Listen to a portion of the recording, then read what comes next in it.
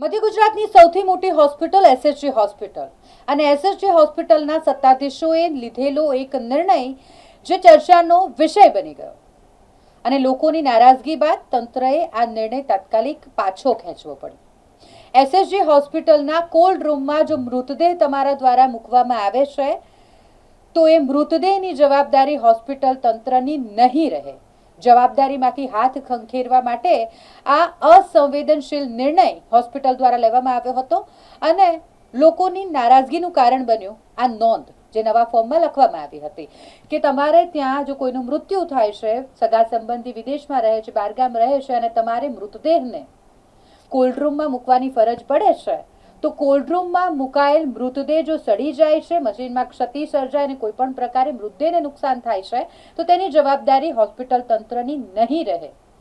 આ નોંધ જે નવા ફોર્મમાં એસએસજી હોસ્પિટલ તરફથી એડ કરાવવામાં આવી હતી, હવે આ નિર્ણયને પાછો ખેંચી લેવાયો છે।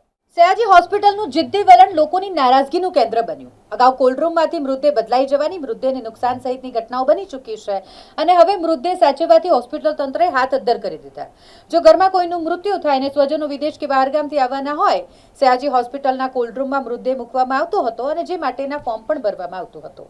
મૃતકના સ્વજનો આ ફોર્મ ભરતા હતા, પરંતુ હવે 3 નીચે 3 વધારાની લીટી લખવામાં આવી કે મૃતદેહ સાચવવાની જવાબદારીથી બચવાની વાત લખાઈ, જેને લઈને વિવાદ ઉભો થયો। જો કે આ મામલે હોબાળો થયો અને ગણતરીના જ કલાકોમાં આ નિર્ણય હોસ્પિટલ તંત્ર દ્વારા પરત લેવામાં આવ્યો છે। હોસ્પિટલ તંત્રએ પોતાની ભૂલ સ્વીકારી છે અને અહીં કોલ્ડ રૂમમાં મૂકવામાં આવતા મૃતદેહની જવાબદારી હોસ્પિટલ તંત્રના માથે જ રહેશે। નિર્ણય પાછો લઈ લેવાયો છે। કોલ્ડ રૂમમાં જે બોડી મૂકવામાં આવતી હોય છે, મૃતદેહ મૂકવામાં આવતો હોય છે, આ જાળવણી એ સંપૂર્ણ એન્જિનિયરિંગ પ્રક્રિયા છે જે કોલ્ડ રૂમ કરતું હોય છે। એનું તાપમાનનું મેન્ટેનન્સ, એના મરમ્મતનું કાર્યવાહી, આ બધું અમારું એન્જિનિયરિંગ સેક્શન સંભાળતું હોય છે।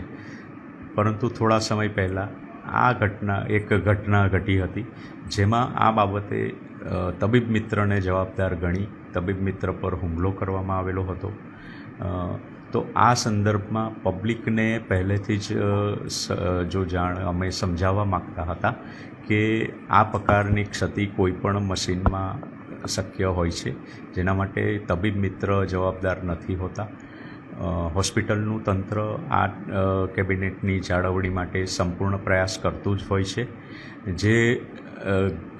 આ જે ફોર્મ હતું એનામાં આ રીતનું એક ક્લોઝ અમે રાખવામાં આવેલું હતું, પરંતુ હાલ પૂરતો એ નિર્ણય અમે મોકૂફ રાખ્યો છે।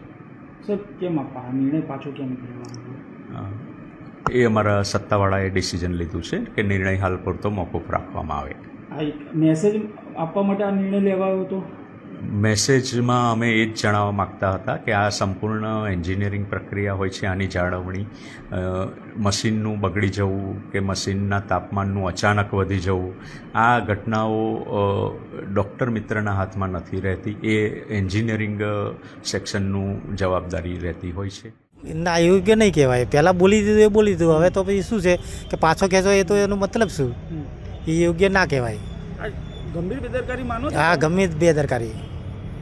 સૌ બોડીને કંઈ થાય તો જવાબદારી આપણીને એ જે તે હોસ્પિટલના તંત્રની જવાબદારી હોય છે। એક વખત આપણે હોસ્પિટલમાં આવ્યા તો આ પછી એમની જ જવાબદારી? આ એ તંત્રની જે તે હોસ્પિટલની જવાબદારી રહે। આપણી શું માંગ છે? આપણી બોડી સચવાય એ જ માંગ છે। બોડી વ્યવસ્થિત રહે અને બોડી સચવાય એ જ માંગ છે। જે કંઈ હોસ્પિટલની અંદર ખામી હોય ટેકનિકલ, એને અંદર હોસ્પિટલના જે કંઈ કર્મચારી હોય એ એને સુધારે। દાખલા તરીકે લાઇટ ગઈ હોય તો જનરેટરની વ્યવસ્થા કરે, જનરેટર બગડેલું હોય તો બીજી કોલ્ડ રૂમની અંદર એને ટ્રાન્સપોર્ટ કરે, એવી અમારી માંગ છે। તો આ મોતનો મલાજો જે જાળવવો તેમાં પણ નિષ્ફળ ગયું તંત્ર માનો છો? એ તો એવું ના કહેવાય આપણાથી। શું નામ આપનું? રાઠવા વિચારભાઈ ગોરધનભાઈ। વડોદરા શહેરની મધ્ય ગુજરાતની સર સયાજી હોસ્પિટલ મોટામાં મોટી હોસ્પિટલ, અહીંયા અન્ય રાજ્યોમાંથી પોતાની સુખ સુવિધા માટે આવતા છે, પરંતુ જે રીતના ટૂંક સમય પહેલાં અહીંયા ડીકમ્પોઝ બોડી આવી હતી ને મોટો હોબાળો થયો હતો। ડીકમ્પોઝ બોડી આવવાનું કારણ કે ટેકનિકલ વિભાગ જે છે એને ધ્યાન નહીં આપ્યું એટલે બોડી ડીકમ્પોઝ થઈ ગઈ। પરંતુ જે અત્યારે એસએસજી હોસ્પિટલ ફોર્મ બહાર પાડી, એ ફોર્મમાં એવું લખ્યું છે કે મૃતદેહ મૂકવાની જવાબદારી તમારી રહેશે, સત્તાધીશોની નહીં રહે। એટલે ક્યાંક ને ક્યાંક આની ચર્ચા મીડિયામાં થઈને મીડિયાએ આને બરાબર લીધું, ત્યારે હવે સત્તાધીશો પોતાનું સર ઝુકાવ્યું છે અને આ નિર્ણય પરત લીધો છે. પરંતુ ક્યાંક ને ક્યાંક કોઈ પણ મૃતદેહ મૂકશે ક્યાં, આવું હોય કે તમે મૃતદેહ ક્યાં મૂકીશું? સરકારી હોસ્પિટલોમાં મૃતદેહ મૂકવાની જગ્યા હોય છે અને જો આવો નિર્ણય લેતા હોય તો ક્યાંક ને ક્યાંક વિરોધ થવો જરૂરી છે. પરંતુ મીડિયાએ જે રીતના ચલાવ્યું અને એના કારણે સુપ્રિન્ટેન્ડન્ટ હવે નીચા નમ્યા છે તો ક્યાંક ને ક્યાંક સારી બાબત છે. બીજી વસ્તુ કે અહીંયા મૃતદેહ ડીકમ્પોઝ થાય છે તો સુપ્રિન્ટેન્ડન્ટે આનું ધ્યાન રાખવું જોઈએ. કયા કારણથી ડીકમ્પોઝ થાય, શું ઉંદરો આવી જાય છે, લાઇટ જતી રહે છે, શું પ્રોબ્લેમ છે, તો આ બધું સત્તાધીશોએ ધ્યાન રાખવાનું છે. ધ્યાન રાખવાની જગ્યાએ એક છટકવાનો જ્યારે પ્રયાસ કર્યો અને મીડિયાએ આને ઓહાપો મચાવ્યો ત્યારે સુપ્રિન્ટેન્ડન્ટ નીચા નમ્યા છે. તો ક્યાંક ને ક્યાંક આવો નિર્ણય લેતા પહેલાં 1000 વાર વિચાર કરવો જોઈએ. આ વડોદરા શહેરની જનતા છે. ગાયકવાડ સાહેબે વડોદરા શહેરને અનેક બધું, ગુજરાતને અનેક બધું આપ્યું છે. આજવા સરોવર આપ્યું છે, બાગ બગીચા આપ્યું છે, હોસ્પિટલ પણ આપી છે. તો આવો નિર્ણય, આવો અખતરા કરતાં પહેલાં સુપ્રિન્ટેન્ડન્ટને વિચારવું જોઈએ.